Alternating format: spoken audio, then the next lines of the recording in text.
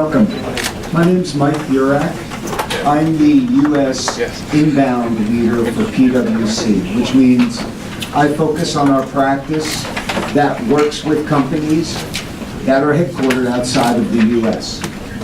It's a practice that's made up of several hundred professionals from around the country. We have a similar network around the world, and it's really important that we have a chance to host today's meeting. So we really appreciate the honor. When we think about it, a lot of our efforts are often focused very far away. That often can be areas of Asia, Europe, but very, very important to the U.S. and many other countries is the criticality of business to and from Brazil. I'm John Welch, the new executive director of the Chamber. There's some announcements about Ted Helms coming up, but I'll leave that to him. I wanted to welcome you on behalf of the Brazilian Chamber to what has become a semi-annual event and really a staple for investors and analysts on Wall Street. I also want to thank PwC for hosting this event. Really excellent venue and very great panel. The Chamber wants to, its objective is to help in understanding Brazil, policies, etc. And to that end, we have this staple that comes every couple of instances during the year, twice a year. It's a semi-annual event, and it owes almost everything to Paulo Vieira da Cunha, the director and the organizer. So without further ado, I'm going to hand this over the microphone to Paulo, an old friend and colleague. Paulo? As you know, and perhaps my view, but I think it's a generalized view, 2019 was supposed to be the year of Brazil. It turned out not to be. But 2020 looks like it could be. We have perhaps a resurgence in investment due to positive changes in credit markets and lower interest rates. Those that are involved in the housing activity are seeing already a pickup in housing, and construction activity seems to be leading on the investment side. And although public investment is low and will remain low, probably in part for policy reasons, as BNDES is being restructured, there are already a number of concessions at the local and state level, even some federal concessions and some privatizations. So investment could finally pick up after many, many years of a really bad outturn. What is the outlook for the Brazilian economy? I think it's very similar to the weather in New York. It's cold, the expectation is going to warm up a bit, but we're still quite far from summer. But at least we're traveling in the right direction. You know, in the more economic lingo, I'll say we are cautiously or moderately optimistic. It's too early for victory laps. Things are feeling better. They will be better in 2020, but gradually so. No reason for victory laps, because it's about time. You know, the last time we saw the economy crossing the 2% threshold was 7 years ago, 2013. Basically, the Brazilian economy went through hell for a few years. You know, the longest, deepest recession on record has been crawling out of a very deep hole at a rather slow pace. But the quality of the policies in place, I think it's day and night, they are much, much better. But it will take time until that trickles down to the microeconomy to make the economy more efficient, more flexible, more productive, and we see that in better growth and growth outcomes, but also employment and improvement in social and economic conditions. So what are the main parameters for 2020? The economy accelerating to about 2 to 2.5, nothing to write home about. But again, the last time we saw it was 7 years ago, so it's news. But in absolute terms, it's not a high level. And a backdrop that is rather supportive to growth. We see sentiment picking up, rates at historically low levels, and probably will remain at that for a prolonged period of time. Whether the central bank cuts another 25 basis points in February or not is really not material to the macroeconomic outlook. So low and stable inflation anchored expectations, low rate, improving sentiment, credit flows are also strengthening at the margin, and the economy accelerating a little bit, but still far from a very exuberant growth rate that will make a major difference in terms of the labor market backdrop and in terms of living standard. Hopefully we're traveling in that direction, but we're still not there. We are not particularly optimistic on the structural reform outlook for this year. But that may not matter that much for the outlook for this year, but will matter more for the medium term. And this is a completely different backdrop from 2019. 2019 was critical that we saw the approval of the Social Security reform, and we saw that. Had that not happened, we would not be talking about an improving macro scenario for 2020. So that was the necessary but not sufficient condition. In my own view, we spend a lot of time, too much time, just approving the Social Security reform. It is an important reform, it is a good reform, it's not the mother of all reform. It's still an incomplete reform of some sorts. The states and municipalities are not part of that reform and most likely will not be part of that reform. And a number of privileges and special regimes still remain, particularly, in response to the powerful lobby of, special interests, particularly in the public sector. But look, it's much, much better than the alternative of having one. My point is just, we spent 2 years debating and analyzing and convincing society of the importance of approving Social Security reform since the political transition that started with the impeachment of former President Dilma Rousseff. It did not happen under the tenure of President Temer, and then came the new administration and spent an entire year debating an issue that was already an old issue. So my view is that the legislative work is still way too slow. As we go into 2020, there is a very, very ambitious pipeline of very comprehensive reforms. Most of them are constitutional amendments. And the legislative window to approve those reforms is shorter than in 2019 because we're going to have municipal elections. We see certainly a lot of progress, more on the quasi-fiscal than on the fiscal, on the federal budget and the states and municipals. On the quasi-fiscal, I think it's pretty much consensual that in terms of the management and governance of the state-owned companies, including the banks, in terms of the allocation of the resources through investment spending of the public companies or allocation of credit by the public banks, that is a much, much different and better reality. So a lot of progress on the quasi-fiscal in less activism, better allocation and better pricing and better decision making.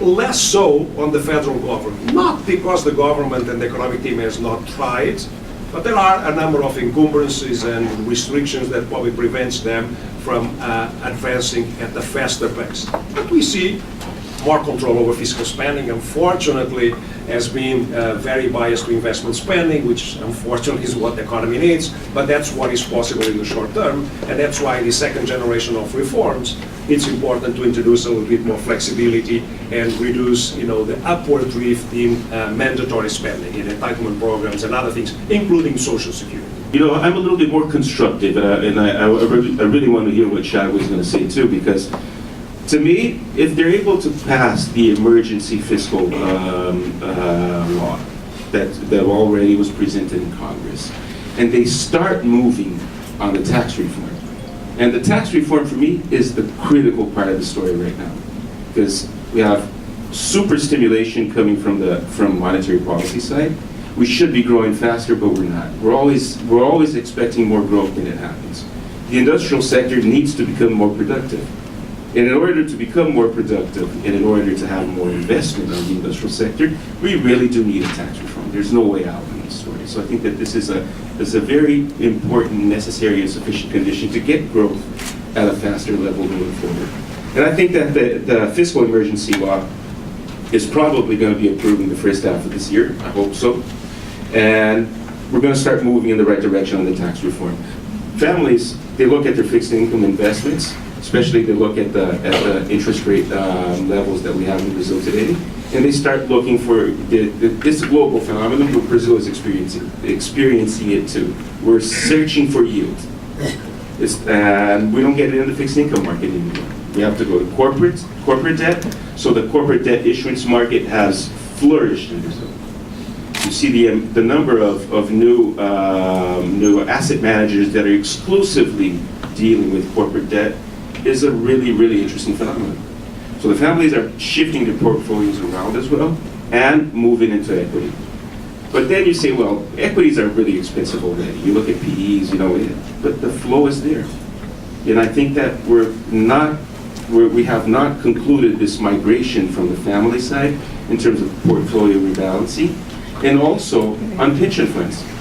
Pension funds will have to, you think about actuarial needs in Brazil, 5 years ago, you would buy AT&Bs, you would get like 6.5% real interest rate. Check. You don't need to do much more than that. You have to sweat a lot more to actually make this happen. You really do need to diversify investments. You have to go to liquid markets. It's the whole pension dilemma that we see globally. It's not only, you have to move out of fixed income instruments and start moving into riskier assets. Yeah, trade is so interesting because most people would say that Brazil, like India, as part of the BRICS, is pretty much a mercantilist economy, getting very relatively low percentage of its economic growth from net exports of goods and services. We now have our esteemed friend from the Chamber of Commerce, Marcos Trejo, now as the Minister of Trade. He's very clearly told the IMF that trade will increase as a percentage of Brazilian GDP. And in fact, he's quite right, because it has over the last year significantly. Brazil may soon outpace the United States as the world's largest exporter of soybeans. So really, almost like a tennis in an unforced error, really benefiting from the unforced error of the US to be able to win market share. And that South-South mechanism, I think, is very positive and very appealing. So in a world rendered vulnerable by trade shocks, the upside for an economy like Brazil is that it is less vulnerable to not the sentiment outlook, but the long-term growth prospects. So as it's steadily opening and expanding. And I would say that the relatively low exposure that Brazil has to the United States in terms of trade is also a positive thing in this uncertain environment. We mentioned currency and potential, hopefully this makes Brazil less vulnerable to a declaration of currency manipulation by the White House. I don't see that coming anytime soon. So I think this trade piece is very important. Marcos and his team with Gedges, I think, face a real challenge that other leaders are confronting around the world, which is the need to be able to translate to voting constituencies the value of trade. So really the ability to communicate that to the ordinary citizen, and the ability to work through some of the interest parties and the staunch interest parties that sit in Brasilia and in the Congress itself. So whether or not that's with regard to wine producers and local wine producers or textiles, I think these are things that obviously need to be confronted, and it's rather complex. So I was trying to explain, there is a cultural propensity in Brazil for environmentally friendly solutions. And if you think about the innovation that's been done in ethanol and biofuels, serious pioneering, that it happens alongside wealth creation from the pre-salt, whether it's gas or very high cost oil production, is neither here nor there. I think there is very clearly this propensity. A lot of this will depend on BNDES and the ability to be able to do some sort of credits and currency hedging to be able to beckon and magnetize more FDI into the region. Pointedly really comply with the spending ceiling is something that is very critical, if you will, in the immediate term, in the shorter run. But this is not the only thing. I think when I talk about reform momentum, the structural reform agenda is very important. And this is more medium term, but it really needs to happen. It's too bad not to be optimistic for 2020, but I think this is something that we are now very mindful of because of the competitiveness issues and the productivity decline, which, by the way, Brazil's productivity has not been great for the last, 20, 30 years. Rising income, high growth, and commodity prices can mask a lot of sins in a way for a long time. Growth can cover everything, right, for a long time. And the problems become more obvious when growth weakens. And when you have now dating it at 7 years of weak growth to contracting economy, then the fissures underneath the economic model become more obvious. And I think one of those that became very clear and everybody's now aware of is how productivity has been basically stagnant for 20 or 30 years, and the components of growth and the drivers of growth are now something that we need to talk about. So the structural reform agenda tries to address this. The tax reform is very important. It's something that is a priority for the administration, but there are many other things that go into improving the business environment, encouraging investment, I think the developments on the capital market are also are very important in that sense, because now you are not relying on generating income from treasury bonds or high interest rates even in the bank, right?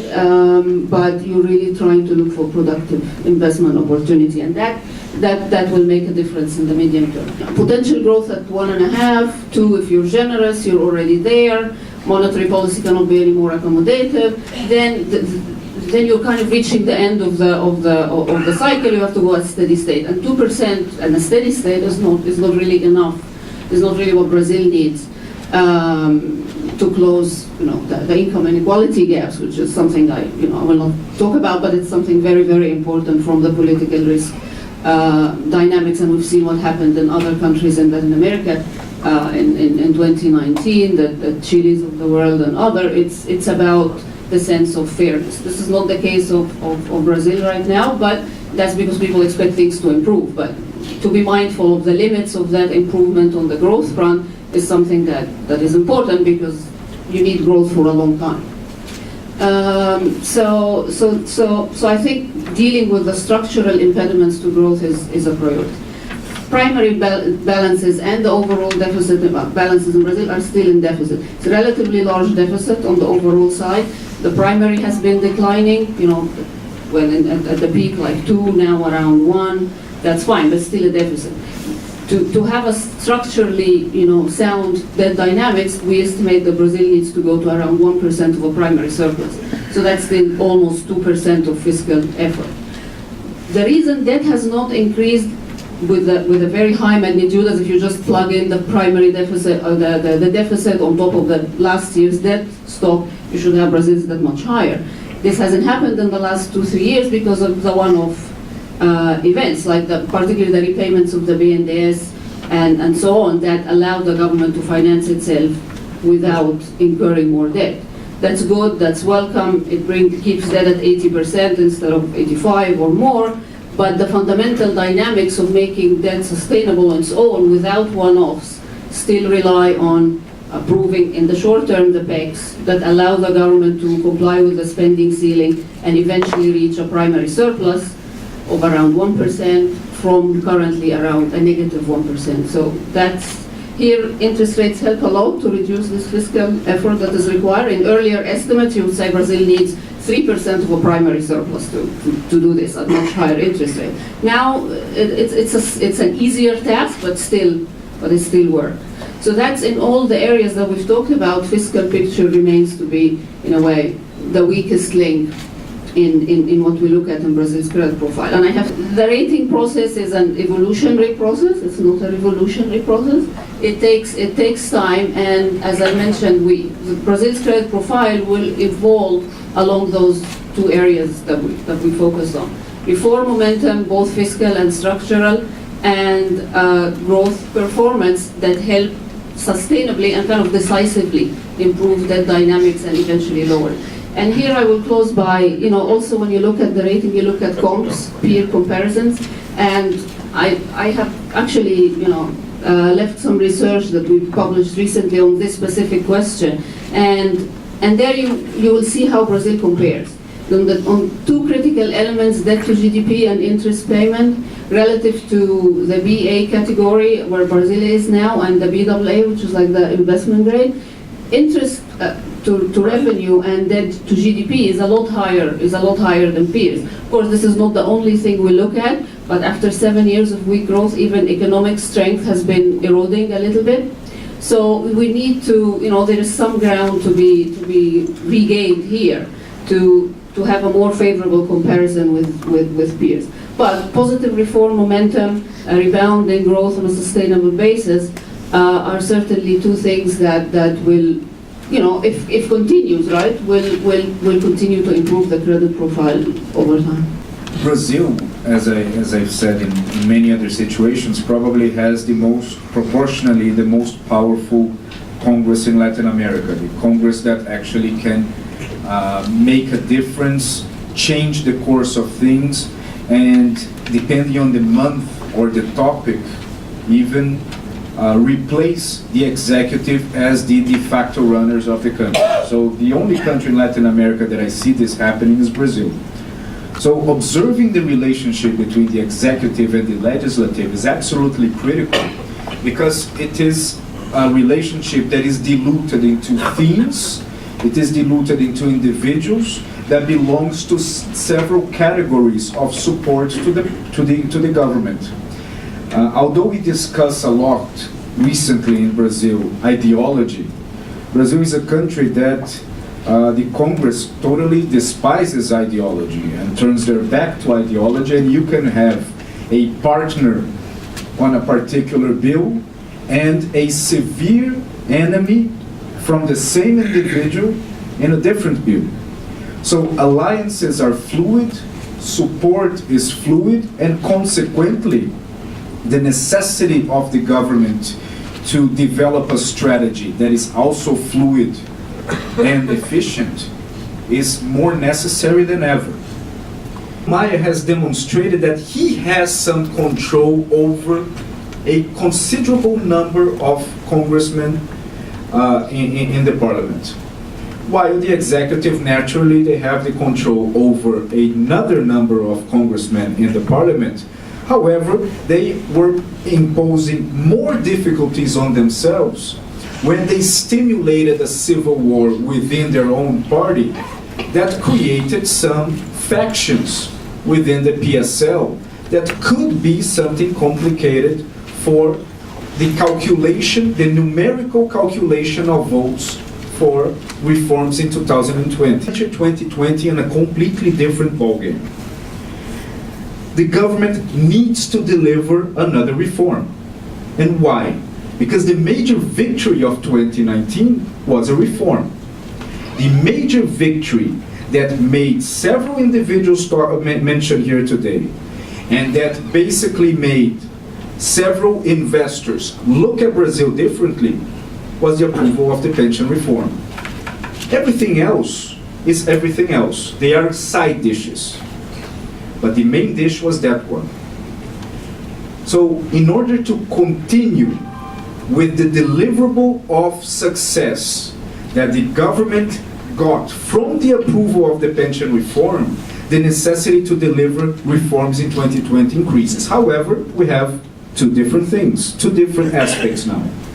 The first aspect is that the legislative knows that the government needs the approval of the reforms in order to deliver success. And second, we have the municipal elections. The municipal elections, they bring a structural factor and a conjectural factor. The structural one is that it decreases the year of parliamentary activity to 120 days approximately. So, in a government that demonstrated difficulties in particular negotiations with the Congress, let's remember, several vetoes were overruled, several provisional measures lost validity, and many times, whether without going to the merit of each one, it depends on negotiation. So the government that was not able to deliver the negotiation in specific issues has to learn to do this in 2020 in order to use a smaller amount of time to deliver bigger things. And the conjectural aspect of the municipal elections is that basically the municipal elections is like playing war. It's the moment where congressmen and where the president plant their advanced embassies of support through the mayors in areas of the country that they will need the votes 2 years after. What happens if the proposed constitutional amendment on the fiscal side, the first one, the so-called administrative reform, is not passed? And here I'm thinking of a fiscal shock. My understanding, of course, we all know that last year revenues grew faster than GDP and all that, but they were largely driven by extraordinary revenues. We already heard the news that with the postponement of the oil auctions now to 2021, the government is losing something like 26 to 30 billion reais on the budget. So the first question to the macro guys: do you believe if there is a kind of a fiscal shock that this current ministry has the know-how and the ability to deal with this? I mean, how or could we be facing a larger than expected primary deficit if indeed revenues don't perform as well, and if they don't get the extraordinary revenues and don't get the measures that they would have, delinking some of the expenditures that are foreseen? And for Thiago, do you think that it's possible that they don't approve this constitutional amendment?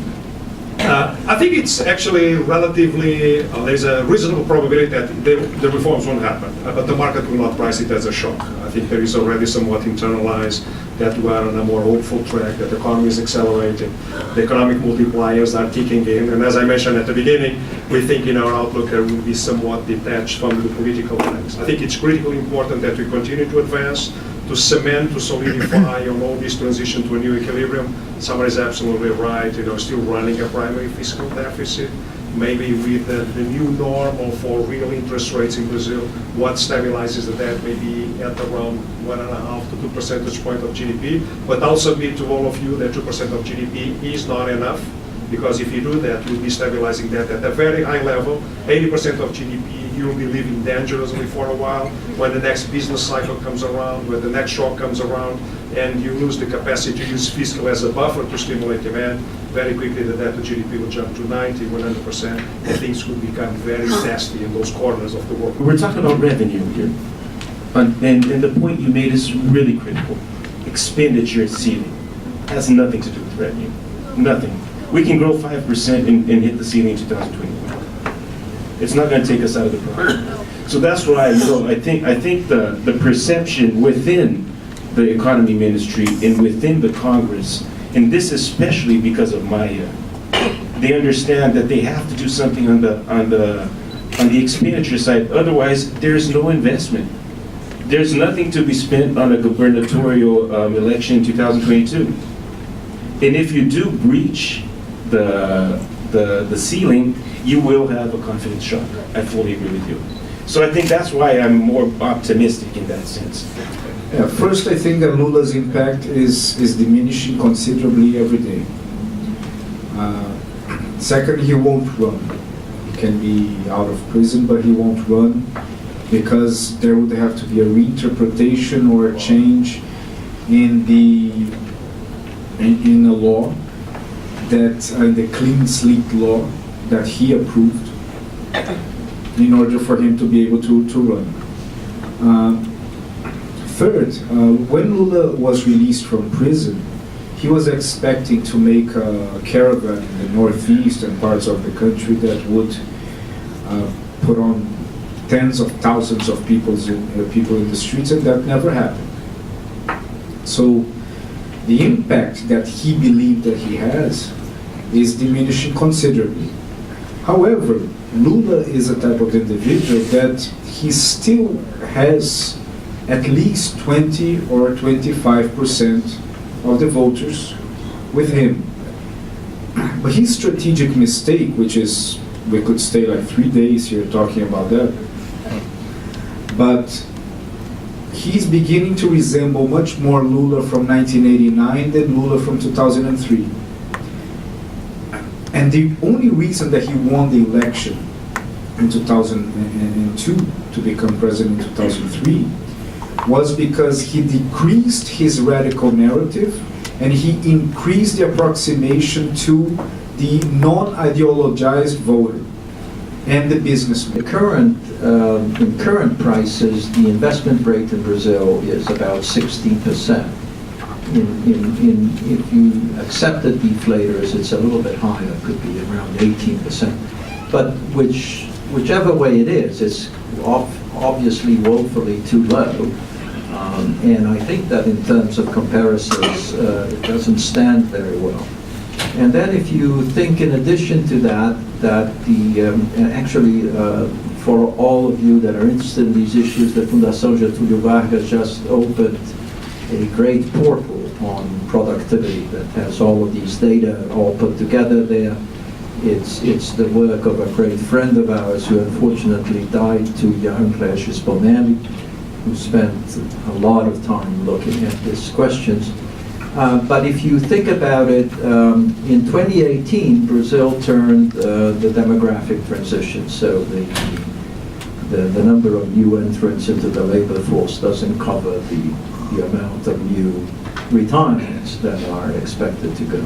So if anything, and as I pointed out at the very beginning, productivity not only is not growing, it has actually declined, which is very unusual to see.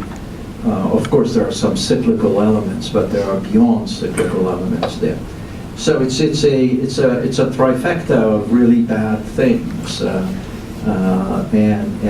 Professor Fischler has looked at this for years, and yeah, it remains a challenge. I don't know. I guess in terms of comparators, it doesn't stand very well, right? And so, what would you say? Well, I mean, okay, this is a long-term question and will require a long-term answer and solution, but it's not a new one. And it's an issue for, I mean, the savings question is particular. I mean, Asian countries save a lot more, and of course, in comparison, the saving investment issue is very different in that part of the world, and that partly explains why they are growing a lot faster for a long time, and they have a different growth model and all of that. Brazil does not have that growth model. And it's not export dependent, depends on domestic consumption and domestic investment, and that's the growth drivers. That has its ups and downs. So, but the fundamental issue about low savings in Brazil is the one that remains, and low productivity. So this has come to the fore when we are looking really at very weak growth and trying to understand why growth has not picked up from -3 and why it has not grown by 4%, and you start to dig deeper into these things. I mean, private investment is not very high, private savings are not very high, and the fact the government is running a lot of deficit sucks out a lot of resources that could be also directed to productive investment. So the first part of an answer to this question is to look at the fiscal side. I mean, you need to reform and have, in a way, quote-unquote, an independent fiscal accounts, a self-contained fiscal accounts that does not need and absorb the low domestic savings, again, from the economy and to finance deficit. The next question is, where are these deficits going? And people always like to talk about the social programs and all of that, and the truth is this is not what the problem is. I mean, at the end of the day, all these social programs, yes, contribute to government spending, but that's not why deficits are very high. And I mean, you talk about the subsidized credit as one big reason why, debt is high, and was an important leakage from government revenues, and a lot of you can call it, misguided or not very correct policies. So fixing that will help to put back resources into the economy. On the tax side, actually Brazil is one of the higher taxes jurisdiction relative to its income and development level. I mean, so maybe you need to think of the tax policy in terms of raising taxes on some segments, but you have to think about the corporate taxes and how that affects investment decision, because ultimately you want the lower income ranges of the economy of the society to be employed and to have higher wages, and they will likely be employed in the private sector, not in the public sector. So you need to encourage that, and they need to have higher wages. That means you need to have higher productivity, and that has to do with education, access to technology, training people in the right areas that need to be that the market demands. I mean, and there is research on that there are programs that try to improve the training and the technical schools and all of that. They are successful in some ways, but I think the opinion is that they really need to move with the times, because a lot of that maybe is on administration issues, and now you need more technology and you need more different fields. So the demographic issue is I wouldn't call it really a problem in Brazil now. I mean, the pension system was overly generous, and that's why we start talking about aging and how it's unsustainable. But you still have enough young people in the economy to support higher growth, but they need to be more productive.